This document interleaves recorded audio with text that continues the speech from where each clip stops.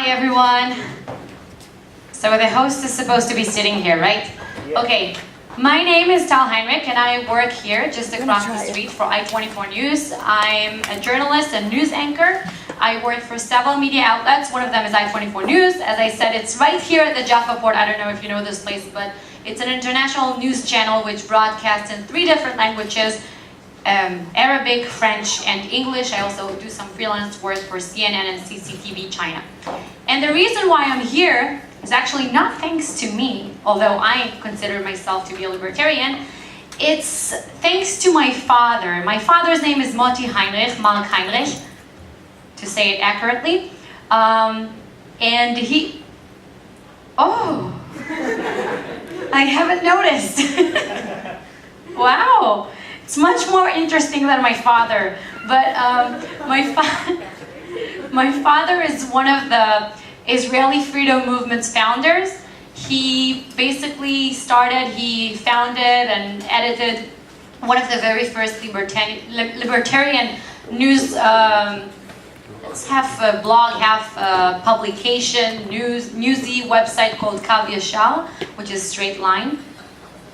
You don't speak Hebrew, do you?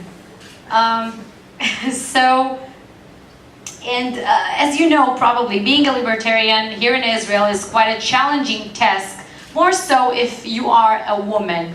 And with me here on the stage today are 3 more unicorns, as seriously, this was my status on Facebook.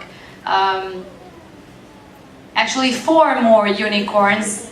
I consider, what's her name? Daphna. Oh, of course, she's, what a great name. Okay, so I will introduce you, but I think that as we start, if you want to add one line or something about yourself, just say so, right?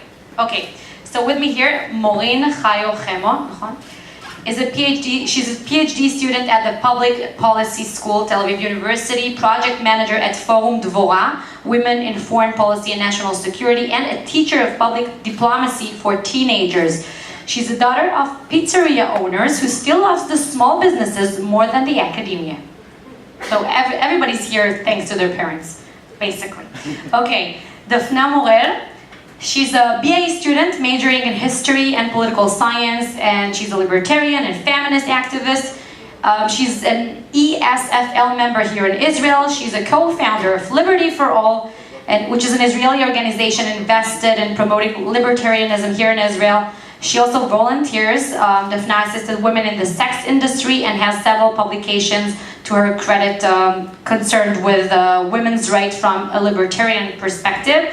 And our guest from abroad, Nena Whitfield. I say it right? Okay, Nena Whitfield. Nena with an E, everybody. She's an executive director in LOLA, Ladies for Liberty Alliance, and she's from Ann Arbor, Michigan, and she moved to Washington, D.C. Upon completing her master's program in diplomacy from Norwich University in Vermont. She has worked at the Cato Institute, the Cato Institute, and has been involved with a number of political campaigns. Most recently, it's pretty recent already, she was an assistant campaign manager for Senator Paul Rand. This was back in 2010. And then after the elections, American elections 2010, she joined him in Washington, in his Washington, D.C. office. And in 2013, she left Capitol Hill to work with LOLA for full time. But I will stop here because I think we should start with a bit of background about what's LOLA. Do you have exactly, just hold yours. Yeah. The Ladies of Liberty Alliance started in 2009. We had a burgeoning liberty movement like this one, and a few Ladies of Liberty just thought we're all unicorns, and then we just met up at a conference and there were a few of us, and we thought there should be a group for people like us. So we started LOLA, and we didn't know for sure what direction we would take it, but our mission to educate and empower female leaders within the liberty movement is our mission, and how we achieve our mission is first by building a community, a support network through chapters. So we are chapter-based, kind of like Students for Liberty. And we provide training for our chapters, and then we do lots of training in Washington, D.C., and it's all skills-based, like media training, public speaking training. Our belief is that we need more female leaders of our movement, and that will help us all to better convince, the other side and everybody else in the middle of our ideas, because we as a liberty movement have been saying the same things. The same people have been saying the same things for some time, and it's producing more of the same. And so LOLA is here to help the women of the liberty movement give us a voice. She's being so active, that's hilarious. We're having fun here. So I was told by Anna, by Part, that each one of us has her own attitude towards libertarianism, liberalism, and I'm not going to ask what differentiates us from one another, but I want to ask one uniting question as we start. Was there a certain moment, a prominent thing in your life which made you realize, I am a woman for liberty? Each one. Yeah, so as I said, my parents own a small business in Israel, and in Israel that's enough for you to go for liberty. But as a teenager, you don't really get it. Your mom comes to you and say, so listen, we can't renew our license for our business because the government decided they have a new regulation. We need a fireproof regulation, fireproof paint, and we need to find someone to paint our store, and we need to buy the paint. It's very expensive. It's going to take 2 or 3 more weeks until we get our license. And as you grow up, you understand it's not just the damn regulation. You go to seminars. I went to seminars, intellectual seminars. One of them, my teacher was Russ Roberts with Daphna. And you understand better that this is very morally wrong what's going on here in the state of Israel. All these regulations, when they interrupt and interfere with your business as business owner, is morally wrong. And this is the moment, it's a very long moment, that I understood that I'm a woman of liberty.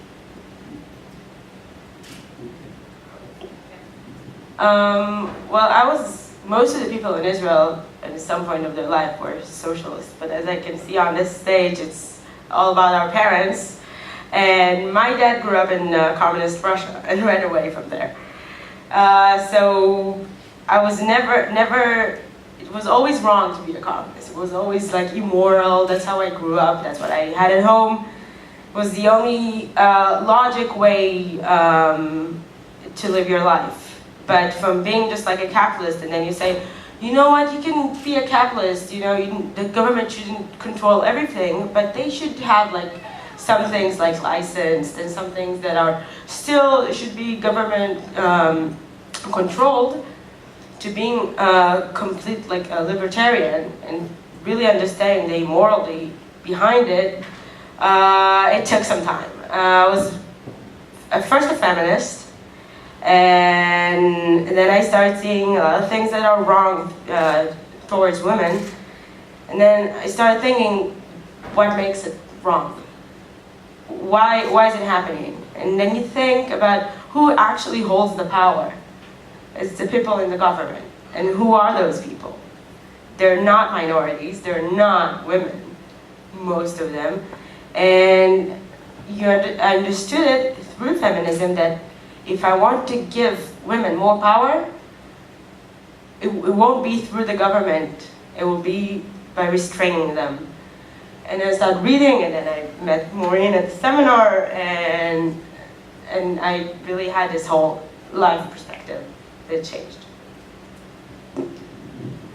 My parents just taught me to ask questions, so I was always skeptical. And maybe when I was a teenager, when I could first vote, all I cared about was free the weed and peace. But then I grew up a little bit and I learned about other things. I was never really interested in economics, but as a volunteer for the Ron Paul presidential campaign in 2007, in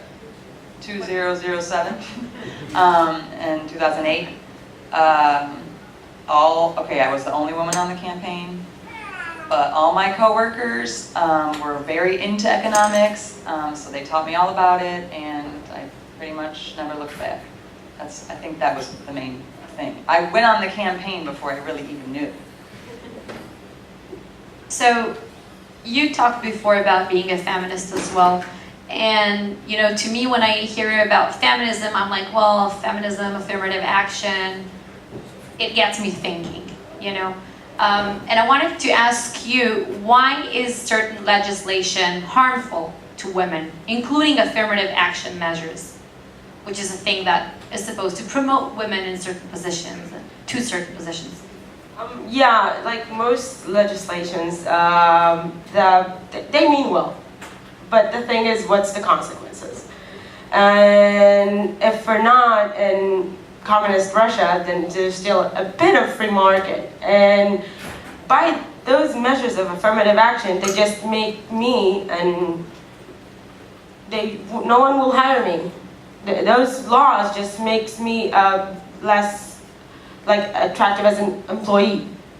Because why would they hire a woman if they have to give her a lot of things that they don't need to give a man?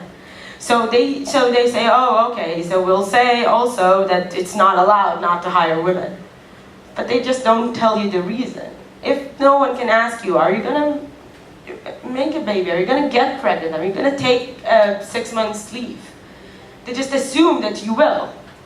And it doesn't even matter what you want, or even if you decided with your spouse that you're not going to take the whole time, and he's going to stay home with your baby, because it's important for your family that both parents will work and spend time with the baby. It's not even allowed to ask it. Most laws of affirmative actions harm women. And I guess we'll talk about the wage gap later, so I'm just going to leave. The minute that you discriminate, even if it's supposed to be for the better, women from the workforce, from men, then you discriminate, and it hurts me more than just let it be. We will fix it by ourselves. It happens, but we can fix it. Don't try to help us. Nena, how do you deal with maternity leave and, physical differences between us and men that do influence somehow the work market? There are differences between men and women. In my case, I am my own boss, so I just do whatever I want. Also, I'm a libertarian, so I just do whatever I want. But, women choose their own life, at least here and in the US, we have a lot of opportunity, and nobody's, telling us we can't. And we have this big feminist movement who tries to push us to do, maybe even more than we want to. So I think it's a bigger thing, affirmative action, to talk about here. And the wage gap is probably the most important part of the discussion in the US anyway. So shouldn't be helping women by law? Oh. That is the biggest problem. The feminist movement today, this is their thinking. If we legislate it, it will come. We just need to legislate the reality we wish to have. I work at Forum Devorah, Women in Foreign Policy. We promote women in foreign policy and international security. I know you're not for security, but I'm a conservative, so I'm allowed. And I see every other mail, we get a mail, I receive an email. There's this public committee with no intervention for women. Only men sit in this committee. Environmental committees, social committees, security committees. And then one might ask herself, a feminist, oh, maybe we should pass a law, legislate a bill that force them to put women in these committees, right?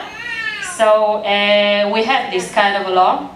No, we have this law since 2005, and it doesn't work. We can't coerce this. We can't create the reality we want by legislation, and it takes the feminist movement into a certain way that doesn't help us. I wish that the feminist movement will go towards our perspective, more liberal, more initiatives, more entrepreneurs, less regulation in order to aid women and not. So that's real feminism. That's what? The real feminism. Oh, yes. Certainly. Of course. I want to add to what Morin said. I read on the newspaper, I don't know, a month ago, that there's a woman that tried to get accepted to this some public company, I don't remember which. Yeah. And then they said, oh, we already have the woman that we need. We already have a woman. So they didn't even check her. It's like a reality show. Yeah, didn't even check her. We need a gay one, we need a woman, yeah. So, okay, we had one woman. Thank you. This is not equality in the workforce in any way. So is capitalism necessarily good for women? Capitalism is the only way for women. Most of the women in the world don't live in liberal Western countries like we think so. Most of them live in dictatorships, live in poor countries, third world countries, and they don't face problems like wage gaps between men and women in management positions. They face real problems like poverty traps. And when an American company wants to come to Africa and help these, like 60-70% of farmers are women there, and want to help them with pesticides or with agriculture instruments, and there are organizations standing there on the borders saying, don't let this evil capitalism into your country. They're actually harming, because those pesticides and instruments will create better yields, better production, better nutrition, better health, better livelihood for these women. And actually, I believe if they will let them in, and if we stop struggling capitalism, this will be the answer for poverty traps for women all over the world. There's actually one very good example from Holfesh. It's a village, a Druze village, a Druze village up in the north of Israel, in which Druze women, everybody knows who Druze are because it's something specific to Jordan, Lebanon, Syria, and Israel. They are Arabs who consider themselves to be, they see themselves Muslims, but Muslim people unnecessarily they don't view them as Muslims because their religion diverged from Shiite Islam back in like 11th century or something. Anyway, so there were women in Holfesh, this village, who were working in textile. It was some textile industry, local one, and they were making clothes. And because of minimum wage legislation, they had to transfer their textile firm to Jordan because their work, they can't work now. It was a few years ago, and I remember that. You remember it? They can't do their job now because their job is worth less than the minimum wage, but it means that now they have no job. And well, minimum wage was supposed to help these women to have a job, and well, speaking of unintentional consequences, this is one of them. Now the firm is in Jordan. And one more thing, you mentioned the salary gaps between men and women in certain positions. You mentioned it, I will. Yeah.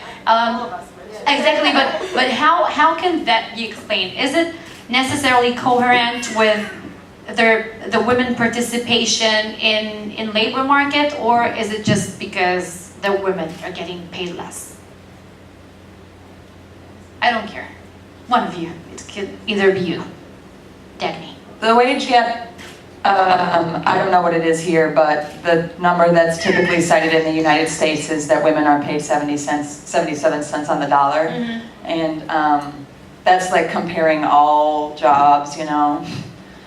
But when they really compare, you know, positions of like, of like managers who put their careers first and don't have children and are equally educated, the wage gap shrinks incredibly to just a few percent. 96. 3, 4. Okay. Do you guys have any personal examples of how? I just want to add Okay. to what Nena said. The reason for the rest of the wage gap is different hours. Women tend to work less hours. It's different. They choose different professions that, well, being in high tech is more money than being a teacher. This is the reasons for the rest of the gap. So no legislation can ever fix that. And if it's important, and I do believe it's important, is to make it through like social norms and through free women to talk about it and say that you shouldn't choose, just doing a degree doesn't make sure you will have a job. You need to think before you do things. Will it become a real profession? It's something that I want to do, something that can earn me money, something that will give me financial independence or not. Just doing a degree in social science that I actually do and expect to earn as much as someone that is, I don't know. Computer science. But Yeah. actually, about this, about wage gaps and women in social science and men in business, even if you go to HBS, to Harvard Business School, and you look at the graduates 3-4 years after, the women earn less than men. That's a reality. But then you need to check why. It appears that the women go to less senior positions than the men. So you can publish like women in management earn less, but you need to explain. This is what she talked about, from 77 cent to 96 cent. This is the difference. And then the real question shouldn't be, it's the feminist question, shouldn't be why women earn less. It should be, why do women who go to HBS, have the skills, have the education, then work in less senior positions? Maybe it's they choose to do that. Maybe it's the employer. Maybe we do have male chauvinists out there. But we do need to ask the right question in order to understand it. Yeah. Yeah. I just was like, yeah, you're right. Yeah, you're right. Okay. Oh, so I wanted to ask you before, if you have like personal examples, maybe from your life, of the way libertarianism has promoted you. Okay, well, I have a personal example of being paid less for the same job, but Me too. I know that it's not because of anything other than what I asked for. Because I got what I asked for, but once I knew what the guy got paid, I just knew it was because that's what he asked for. And both of us should have asked for more. But That's the best point. yeah, I don't know. Anyway, so I think that remaining like few percentage points could easily be because women don't ask for as much. I mean, Yeah. Very true. We don't negotiate. I had the same thing. I worked as a general manager of a restaurant. He had like, I don't know, 10 restaurants. And the other guy was just the same as me. Got 2,000 shekels more. And then I was like, I went to my boss. I was like, what the fuck? Blah, blah, blah. You should pay me. And then he's like, that's what you asked for. If you want a raise, I'll give you a raise. You earned it. But why do you think I'll pay you more than you asked for? And I was like, oh, okay. So I want a raise. And then I just got the same. Not my personal example. Even Sheryl Sandberg tells the same story. Until my husband didn't tell me, you should go there and you should ask for more, she didn't do it. It's a problem that we need to work on. Research showed that even if you give the women the option, they ask for less. From liberalism, liberalism is good for us. I don't have specific examples for myself, just I wanted to give me my property rights and keep the central planning cycles out of my life. This is the most I can ask for from liberalism. So we should just dare more, I think. All of us. As women, yeah. Maybe, yes. Okay, I'm about to cross the street from here and like go ask, knock on doors. Give me knock a on raise. tables. Yeah, give me a raise. Yeah. But what a world we live in that's the discussion right now. We've come a long way from a time when we couldn't own property or get credit. You wore At least in the property. US, wasn't that long ago. Yeah. Women couldn't get credit until like 40 years ago. Yes, that's true. And or even like ownership over your children, which is preposterous. But that's how it used to be, that men made all the decisions and there wasn't even a question. But at some point, way back when, like before guns were ever invented, men were stronger and more powerful, and power corrupts, and people in power abuse people who have less power. And then I think just that has persisted over time, even after the great equalizer has come along. But things are getting so much better that we're talking about like psychological barriers. And yet, considering all the things we've just said on this stage, somehow libertarian ideas are not so attractive to women. No. Well, okay. You are coming from the United States. Yes. Here in Israel. No, it's also the same in the United States. Okay, it's the same. let's divide it. So, I'm guessing it's the same. Our belief at the Ladies of Liberty Alliance is that there's a cause and effect relationship. There's the effect of having less women involved now and less women interested in liberty now is because it's men who are selling them their brand of liberty, I guess. So even female libertarians are repeating some of the same rhetoric in the same ways. And like Russ Roberts said this morning, we should just, I think he said, focus less on economics or something. Like people, women, I think especially, even if you're studying economics, you will see that your classmates are mostly men. And so when we talk about it from this perspective, we're not getting any people who prior were not interested in that. But when we present the ideas of liberty from a woman's perspective, and women are more empathetic. So there was a study done in the U.S. about values and liberals versus, which in the U.S. is progressives versus conservatives versus libertarians, people who call themselves that. So people who call themselves libertarians, there were like 5 values that they measured. How much they valued tradition, how much they value fairness, stuff like that. How much they valued empathy was significantly lower than people who call themselves conservatives and people who call themselves liberals. So it's a discourse dominated by men. Yeah, that's what I said. I was like, wait a second, that's because it's all men. And the lady presenting this research said, hold on, that's the next slide. And then the next slide, it was a breakup of women and men versus men. And the women were much higher on the empathy, like they valued empathy much higher. A long way of saying that women telling our stories from this more empathetic viewpoint will get to the people who, vote with their heart. I call myself a bleeding heart libertarian, and I think a lot of women... Most of libertarian women are exactly that. Okay. And I think generally women are more like that. Yeah. And there are plenty of men who are like that too, so don't get me wrong. But like overall, when you are just looking at what people value,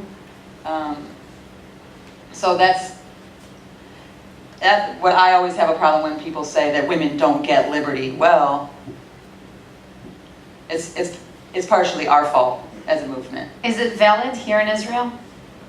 I think in Israel, yes, but Because I think it's... we see in the Israeli, I don't want to say libertarian, but Israeli freedom movement that not many women are participating. Yeah, the numbers are growing, but it's not the same as men. First of all, I think it's growing because very important women are participating in the Israeli movement. If it's Anna's work, if it's Rokin's work, if it's yours.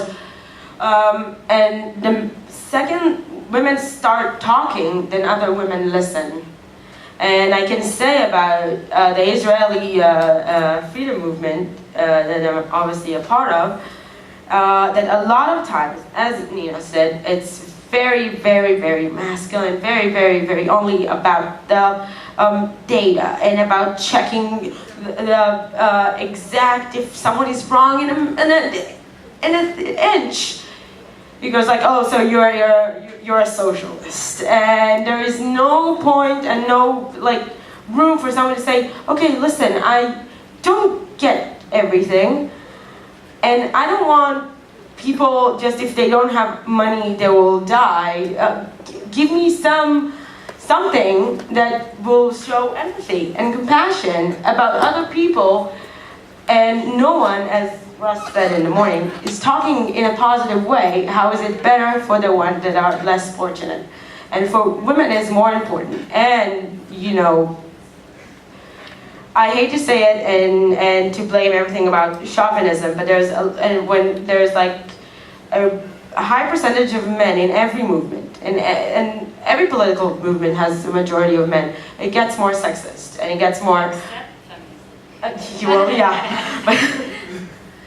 And if it'll be okay if as a movement we frown upon those chauvinist opinions, and when it's not okay to say, oh, listen, but your job is to raise my kids and go make me something in the kitchen, we'll be more open towards women than it is now. So I have a question in mind. Are socialist men more feminist than libertarian women? Exactly. No. That's actually the point I was going to make, that it's a two-way street. It's also that the libertarian liberal movement is controlled by men, and feminism is controlled by socialists. So we have this problem. If you are a woman, and many women in Israel have many feminist women. It's a place where you have freedom of speech and you can say anything you want, and women feel that. But when the movement is controlled by socialists and progressive people that believe that the tools, the answers, the solution are in the hand of the state, then this is the way we are going, and this is why we don't see, I believe, libertarian women. I hope to change it. This is why we're sitting here. This is why we're talking about it. This is why I expect also from the liberal movements to talk about this subject more. And hope to see, when you see in the social media, sometimes women like slut walks, which I'm not for those things, I'm sorry. But women like, this is my body, this is my right. You don't touch my body. I want to see women go and say, this is my property and right. touch it. No, this is my property right. Don't stop touching my property rights. Like, I want women to talk like this in the same passion that they talk about their own body, because I want them not to have this differentiation, to understand that there is no difference. When the government touches your property, it's like some other man touching your body. So it is some other man touching your body, basically. Nena, maybe a question to you, because as we said before, we're struggling here in Israel to attract more women to libertarian ideas. How do you do that in the US? How do you do it in LOLA? What do you find efficient?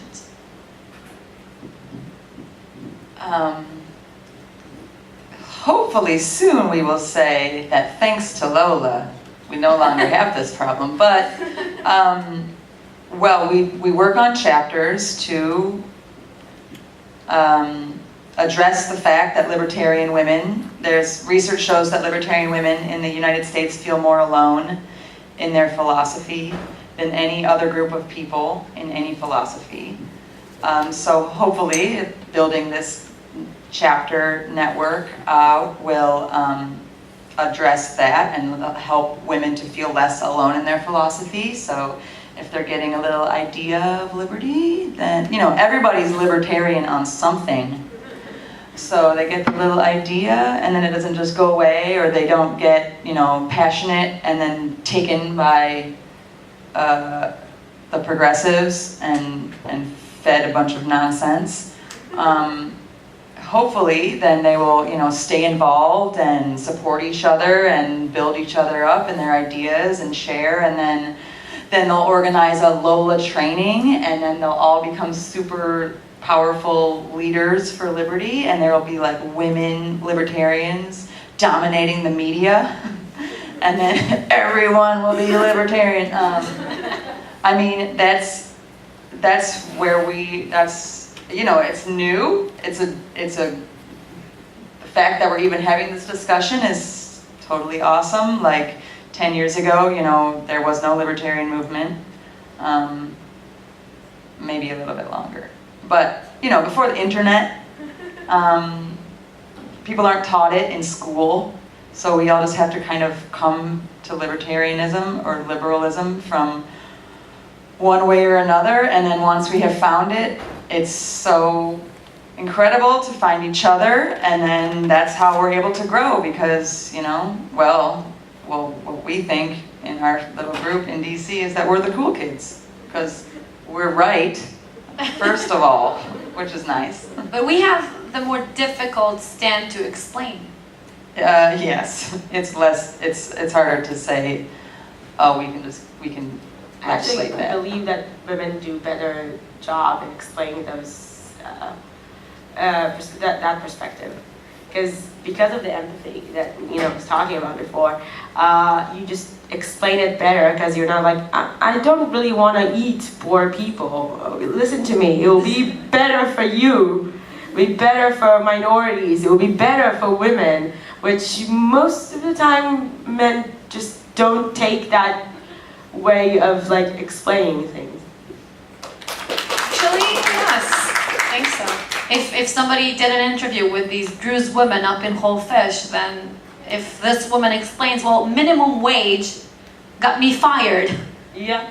I mean, yeah. And Anna, do we have time? زمان للشيلات? Ken? Someone wants to address the panel. Ken, yeah. I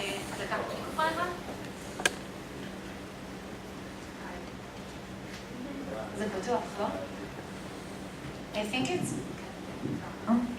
Okay, hi. You were talking about the wage gap, and actually I was reading this article, a psychological article, that said exactly what you said, that women are more afraid of asking for a raise, while men are just going to their boss and like, I want a raise. And I think that it starts with education, because men are educated to be strong, to be these warriors, and women are more like supposed to be ladies and gentle. Do you think that changing this issue, changing this type of education will help this, or if not, what else will help changing this?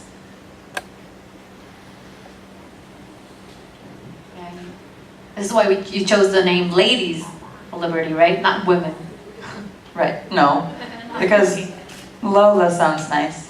Everybody calls me Lola, like thinking that's my name, which is fine, by the way. If that's all you can remember about me, that's fine. I mean, this is just like a cultural issue, societal issue that the government obviously can't solve, otherwise they would. Well, they tried and they couldn't. But just like anything else, you know. Oh, my baby's quiet back there.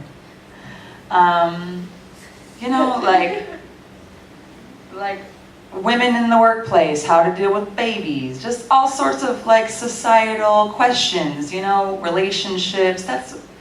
I mean, to me, that's what it seems like. How to build women's confidence. Well, we want to build everyone's confidence and break people down who are overconfident. You know, it's just a psychological thing, I think.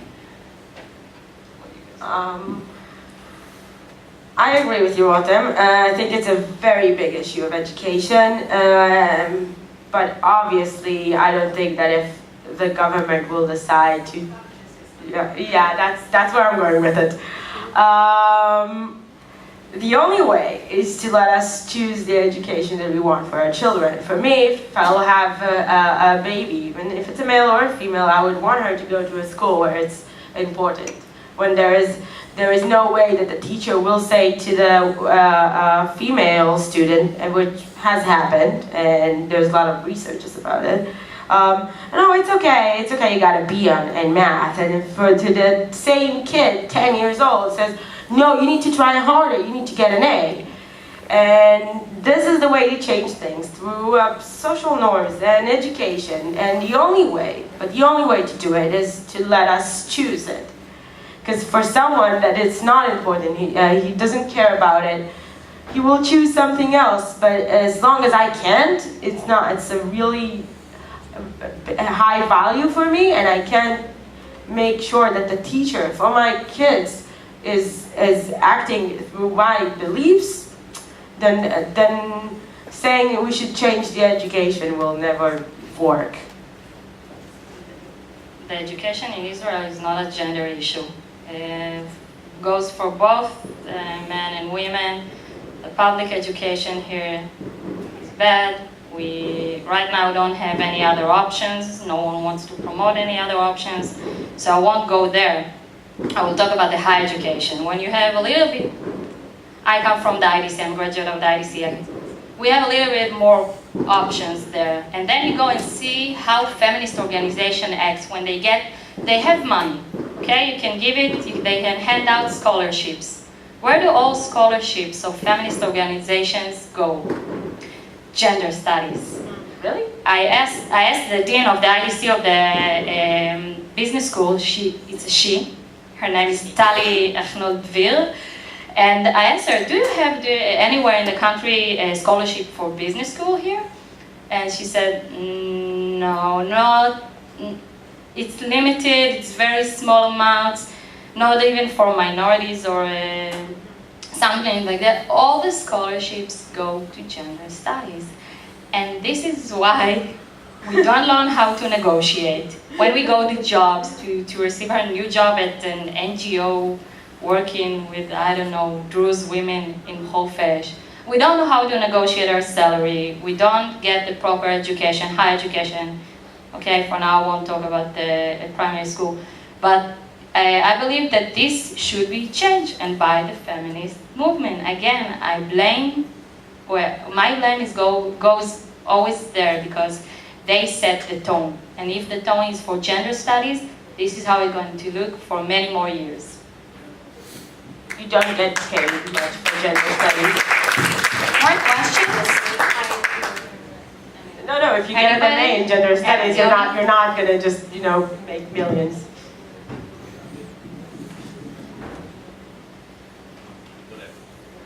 Hey, I will say it in one word, and I want to know your opinion about it. Abortion. Where are you from? Please say your name and where are you from, no? Like so. Yeah, I think I don't know everybody. I introduced myself enough in this today's. My name is Idan, from Israel. That's about it. Bro.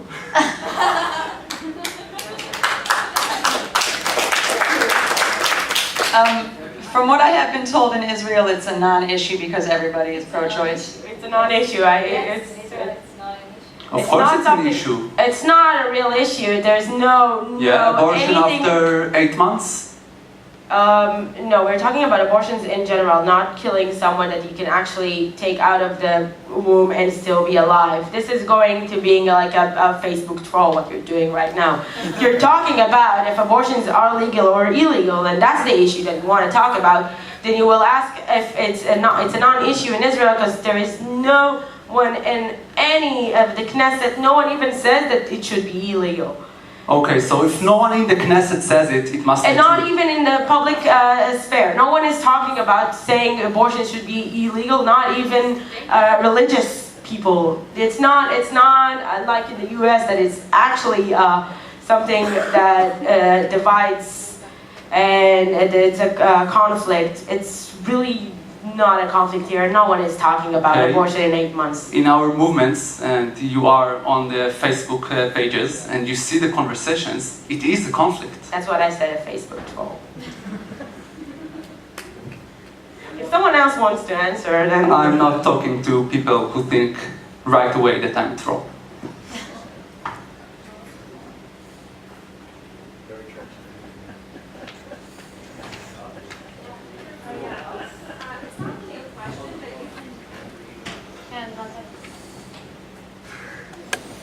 It's not quite a question, well, that's loud, but just briefly glancing over some new reports. The Economist has a story called The Weaker Sex, and it discusses how young boys are not performing nearly as well as young girls in schools.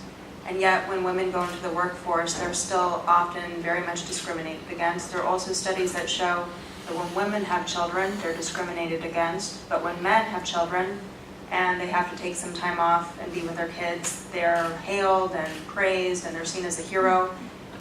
And how do you address that through your beliefs? I think as a result of us pushing girls more recently, I mean, some teachers are probably not pushing girls more, but women in the US at least go to more college, they're more educated, and so literally they get paid more until they're like the age of 28 is probably when they start having kids. I mean, I don't know about the study in particular, but in the US, I don't know what paternity leave is like here. We don't have paternity leave in the US. Well, at least it's not required to be paid, and people can take 6 weeks, up to 6 weeks off and have their job guaranteed, but I don't really know any men who have done that. My husband didn't. I don't know what else to say about that. I agree that there are problems. We talked about these problems. This is why we should ask the right questions. Why do we see that? Why it's happening? And I think that debate for liberal, it's not that we are all feminists. It's not that we are not familiar with the data. We realize that the women's situation is, it's worse than men in the workplace. But we don't look for answers in the legislation system. We don't look for answers in the government. This is our point of view, or at least I can say our. I believe I write right now research about entrepreneurship, and I just told Daphna earlier, I took the Human Development Index data, which deals with the income, health, and education, and I tried to check it between men and women, entrepreneurs, managers, and full-time workers. And in this relatively small research, I found that female entrepreneurs had the highest Human Development Index among all women. So maybe we should go that way, not just improve their terms at work. Maybe we should encourage them to do more. I believe that entrepreneurship, as we've seen in many places in the world, is a real solution for many women struggling with the caretaking children and their wage gaps. I believe it's a real freedom for women to be an entrepreneur. In Israel, it's very difficult because of regulation. We see less female entrepreneurs. Well, it's difficult for everyone. It's difficult for everyone, but still, in Israel we have that loophole, which is called the high-tech industry. The wonders of the high-tech industry, where the government still, in the early stages, it still can't get its octopus hands on it. So, but when female entrepreneurship is less high-tech, is more of things they're doing, like less high-tech jobs, so the government still can get it. And I believe this is the answer, actually. This is my perspective about it. I want to add to that. You said about that when a man is actually going home and taking care of his children, he gets, wow, way to go, you're helping at home and all that thing. I really believe that that is the source of the problem. Like Morin said, and that's all our panel is about, is to understand the actual problems. We can see something and say, oh, it's wrong, but to understand why is it happening. And if you say, I will legislate that that's a new thing, that a man will get 8 days after he has a baby from the government and say, oh, now we fixed the problem. No. If you change the social norms, and it's harder than just to make up a law, it takes women to stand up and say, it takes men to go to their bosses and go, I have a newborn, I want to be home and take care of it. This is the only way to go, and it will change only if women and men will change it and try to do it. And when some guy will say, I gotta go home early to take care of my kid, he won't get that way to go, or just be like, oh yeah, it's your job, your responsibility, you have a kid, you should, take care of it. That's when we're gonna see a real change. And I think from that perspective of men and women parents in the workforce, this is the only way to go. Audience? Hi. Hi. I wanted to ask all of you if you have any role model, liberal feminists in particular, and if not, is there any feminist that you agree with some of her opinions? Is Ayn Rand? What? Yours is Ayn Rand? Yes, mine is Heinrich. No. Yes. It was like a personal Say the joke. same. My husband is a liberal feminist, and he's the most amazing role model I've ever had in my life. So, yes, one. Probably some of the people here know him. He's very active in also the liberal movements, but no gigantic one. I'm choosing not a libertarian. I'm not choosing a liberal. I mean, a liberal, so-called, as we define it here. I'm choosing Angela Merkel because, and well, she's. Why? Oh, you didn't do this. Oh, no. Okay. No, that's legit. So I was working, back in 2013, I was working as a parliamentary assistant at the Bundestag. It's part of a program called EPS in German. It's an international parliament stipend in which 120 individuals from 40 different countries arrive in Germany. Each one works at a different bureau of a different parliament member. And during my time at the Bundestag, I got to know people from the Bundeskanzleramt that work, you know what I said, like the bureau of the Bundeskanzler. And they work directly with her. And I can disagree with her, policies, like economy and socialist stuff that she's doing. But the way she does things is a very impressive way. From people who worked with her, they say that she's a woman of doing. She barely speaks. She barely, gives speeches. She don't address the media. The way she handles just, meetings, morning meetings at her office, she is very, very impressive. And also, the fact that she's not a mother, and yet she's a mother of all Germany to some people. So to me, she's a sort of a libertarian inspiration without being a libertarian. Actually, I really don't know how to answer that question. I would say Thatcher, but she's a conservative and not exactly a libertarian.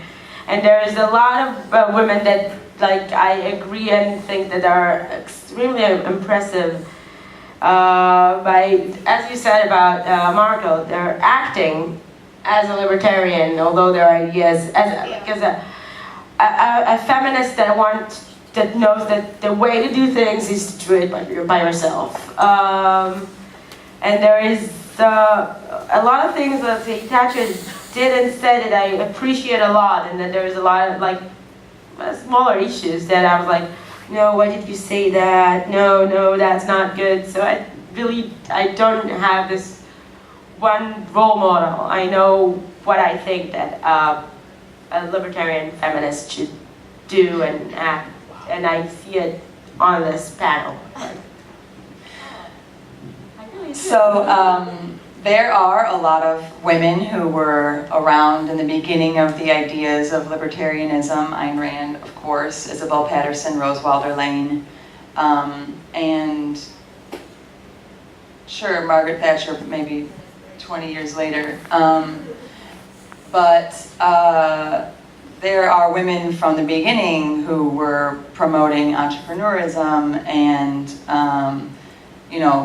wives of politicians who made things happen for the people, even though women didn't even have, in my country, the right to vote. And there were women fighting for freeing slaves, Harriet Tubman, and in modern day America, and maybe the world, I don't know. On planet Earth, there are many libertarian women who are leaders. Probably lots of names you haven't heard of, but the Ladies of Liberty Alliance has a speakers bureau of maybe 100 people who are, experts in some particular area, and they are self-proclaimed libertarians, and they would be great heroes or just speakers. So I would check that out if you're wondering where are all the libertarian leaders. But that's the thing, that nobody in particular comes to mind is part of the problem, that we don't have enough female leaders in our movement. So that's what we're working on, yeah. Well, okay, but we have to work on it together. We're on it. I have one question to you, Nena, as someone who worked in Capitol Hill with Rand Paul. What was it like being a libertarian woman over there? I spent a lot of time fighting behind closed doors with other Rand Republicans. Paul, with him? No. No. No, Rand, I mean, he knows where he falls on position, he has his positions, on whatever issue, and I'm sure they would agree, most of us would agree with him, and vice versa. I don't think it was different. If I would have been a man, it would be the same. Maybe I could get paid more. No, not at all. I worked on healthcare and education issues, so there were lots of women on these issues, because those are just, I don't know, women care more about these issues or something.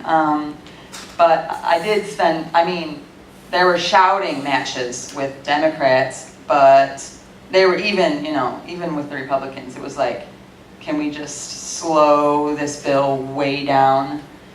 And at the time, Democrats were in charge, or in control of the Senate, so our hands were kind of tied. But on those issues, it's easy to be a Republican. In the US, Republicans want less government involvement in healthcare and education, so that was easy.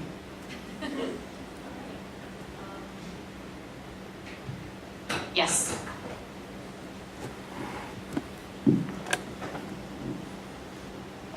Hi, I'm Izako from Israel. My question is, there are women who are libertarians and not feminists, or not defining themselves as feminists, and I myself, I see myself as anti-feminist. but yet I heard in this panel nothing that was controversial to me. I think we agree on most subjects. So my question is, what would you what would you say is the core difference between libertarianism and feminist libertarianism? Or what's the difference in defining those terms?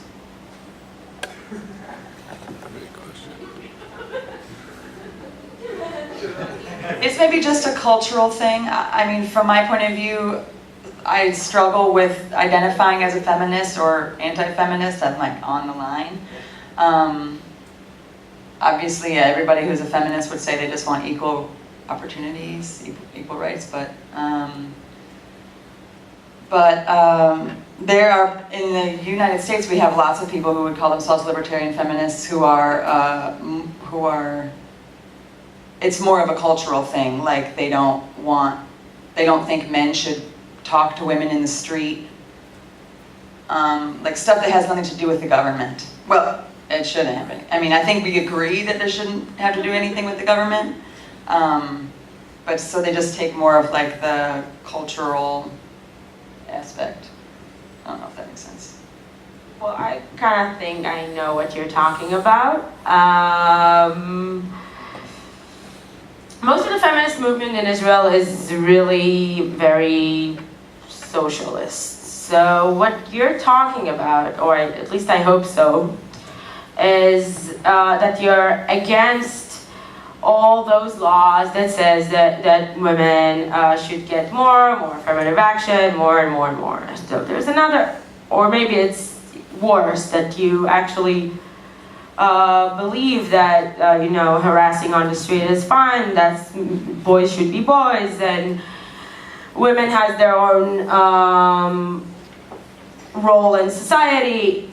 If you're thinking that, then it's fine as long as you don't try to make a law out of it.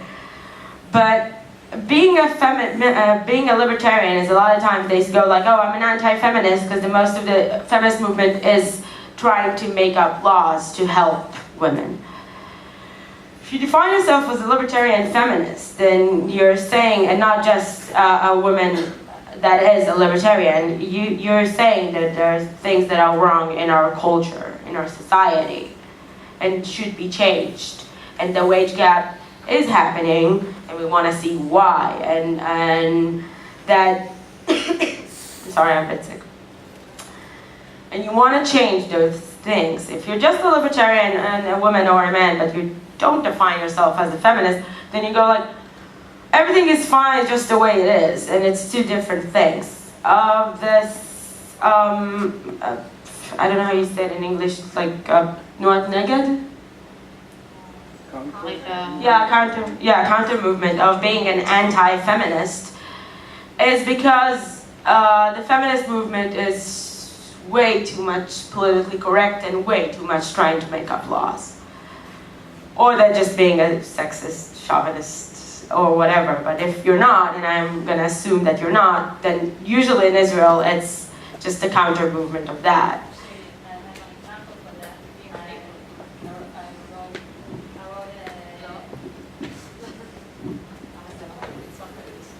I have an example for that about what you said in Israel about feminism, libertarian feminism. I wrote an opinion article about, I don't even remember, a few months ago, there was women who were annoyed by the decision of a clothing company, ugly clothes, by the way, you should. Ugly clothes company to fire. They were annoyed because they decided not to make clothes in sizes 42 and above, something like this. And they were annoyed. One of the owners, it's a family business, and one of the owner, Etika, she's a woman. They were against her, like they were screaming and they were yelling and boycotting. Let's boycott Castro, it sounds bad here. Let's boycott the company because they don't want to supply to give women clothes in different. That's the name of the company. Okay, yes, that's weird. But they were aiming targeting this woman. She's the owner of the company, and I wrote an opinion article about it because it's her right as a woman, like it's any other woman's right to say no. It's her right to say no. This is my company. If it's not profitable for me, I will not make these clothes.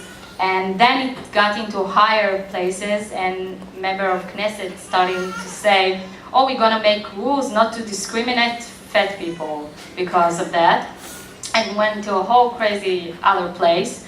And this is my perception where the feminist meets the libertarian, because I believe if we will protect her right, this specific person, and any other women's property rights like this, then the feminist movement will go to the right direction and not into wrong places, trying to force company by legislation, making them different sizes of clothes. Maybe some women should raise this opportunity and open a company, and maybe the state of Israel can put less regulation on these companies and make it easier for us.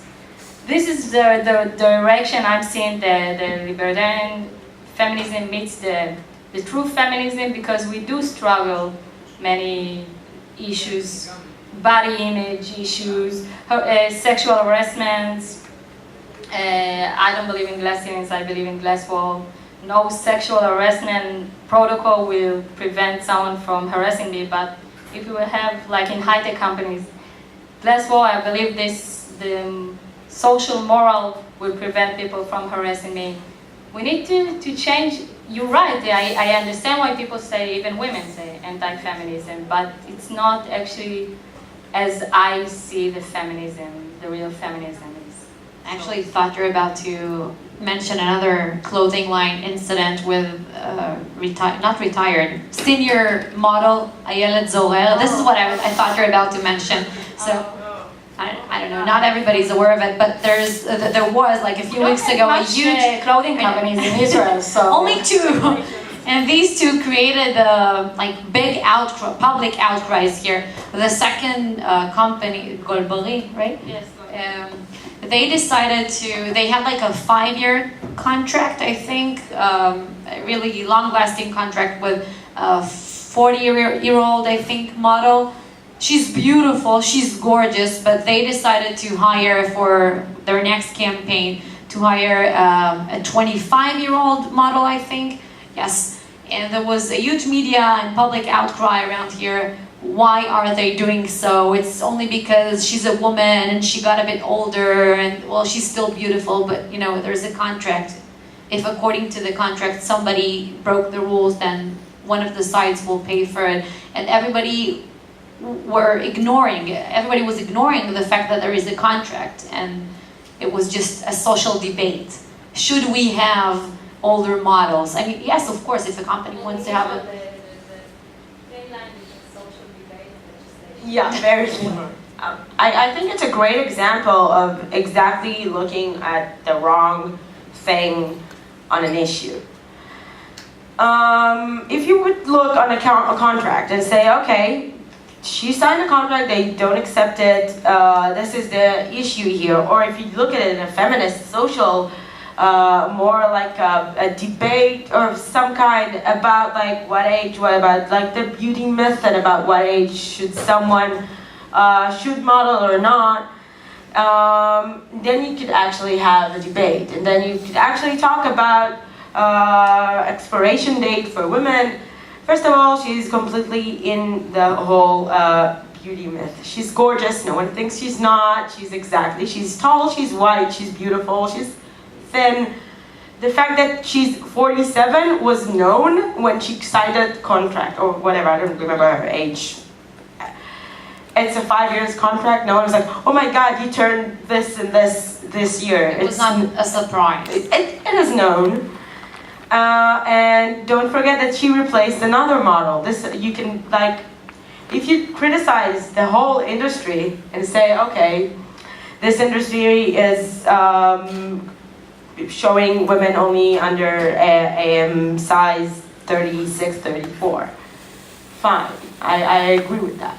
You should show more body sizes and you can look good and be... I mean, it's not that you should, it's Yes, that you it can. might be your own business benefit. It's true, completely. You're right. And if you want to do like this social change as like a fashion company, then you can and you should and use whatever models you want to say that the beauty industry does that to women. It's true. To go and say, oh my God, they replaced her, like you replace every model in the world at some point, because this is the beauty industry, and if you don't measure up... Yeah, You better exactly. start talking to your mic. Oh, okay. This. Just a comment, like soccer players or... I'm going to take it to women in sports in a minute. But yeah. was a comment. Okay. Yeah, can I go on? Okay. So it's actually, I don't know, an interesting point because I work at Sports 5, which is the premier Israeli sports channel here in Israel. I've been there for like 10 years. And from one point of view, I truly, honestly know, it's not like in the United States where many women work in sports. Here in Israel, it's a very limited, quota of women who are doing so. But I truly know that with my passion for sports and my knowledge in this realm, I wouldn't have been hired unless I were a woman. It's not sufficient. And I'm saying it like seriously.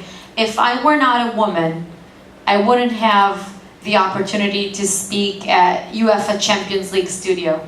I was just a man. What's the difference between you and the No, that's not true. I mean, no, he knows way more, like he's more passionate about different types of sports than me. It's just one example of another male broadcaster. But the difference is this thing that, well, they need female faces to appear on their screen. And other friends, my friends, female friends I should say, who also work in sports, we have this clique, we even have a WhatsApp group, and they are socialists, they are feminists. However, they don't want to be hired or appear on TV speaking about sports only because they're women. I mean, I can totally understand them. Like, they would want to help other women achieve something through affirmative action. But when it's me, no, I want to get it because I know and I'm worth it and I should. Okay, so let's talk about another psychological barrier we have in our gender. Another psychological barrier we have that women, women say, I'm not good enough, I don't know why they want me to talk there, I don't know why they're asking me, maybe I should say no, maybe I should turn down offers because I'm not that good. He's like more professional than I am. And where do I say? I say it in my job. I get calls many times. I work with general lieutenants, women who were great officers in the army, and I receive calls. Can she talk on this matter? And then I get answers from women, one after another. I'm not sure, this isn't really my subject, I'm not quite security, but I'm only on this matter. A man, like, okay, yeah, what are you talking about? Okay, yes, I'll come. Women has this psychological barrier which we think we are not good enough, and this is happening not just sports media. Every media, I have good friends that are women journalists. When they have to appear, women need to be more assertive, more confident. Again, it's the same psychological barriers we have with a salary. I disagree that you're only there because you're a woman. No, I'm not. But you're not, and I disagree with this, and this is another thing we have to work on. But another interesting thing about women in sports media is that since you're a woman, here in Israel, you'll get the opportunity way quicker than a man, because all men want want to work on Sports 5. Like, it's a sports channel, it's the coolest job on earth. If you are a woman, you would get the chance, like if you're a woman, you have better chances of making it in because they're lacking of female faces. However, once you appear on screen, it is way more hard, way more difficult for a female broadcaster to be, to be legit in the eyes of, you know, coaches, players, teams, audience, bosses, but you'll get the opportunity, the initial one, faster than men. Okay, just to bring it back to liberty, I would say something that relates to that. In the US, well, I have read this research many times that women need to be asked 6 times for every 1 time that a man needs to be asked to run for office. And at LOLA, we kind of try to use that approach in our outreach.